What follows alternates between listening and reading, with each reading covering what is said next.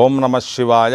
నమ శివాభ్యాం నవయవ్వనాభ్యాం పరాస్పరాశ్లిష్టవపూర్తరాభ్యాం నగేంద్ర కన్యా వృషకేతనాభ్యాం నమో నమ శంకర పార్వతీభ్యాం పార్వతీరాజరాజేశ్వరాభ్యాం నమ.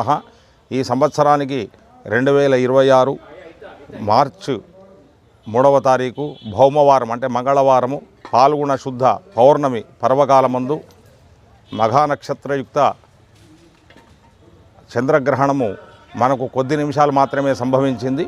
ఇటువంటి పర్వకాలంలో భక్తులందరూ కూడా దేవాలయాల దర్శనాలు మరియు ఆ స్వామివారి కైంకర్యాలు పొద్దుటి నుంచి ఉపవాస దీక్షలో ఉండి వృద్ధులు పిల్లలు వాళ్ళందరూ అనారోగ్యంతో ఉన్నటువంటి వాళ్ళందరికీ కూడా ఏ నిషిద్ధ కర్మలు లేవు, అందరూ కూడా భోజనం చేయవచ్చు. ఇప్పుడు గ్రహణం విడిచినందున ఆలయ అంతరాలయం లోపల అంటే స్వామివారి యొక్క మూల విరాట్ లోపల అంతర్గతంగా సంప్రోక్షణ కార్యక్రమాన్ని నిర్వహించాము.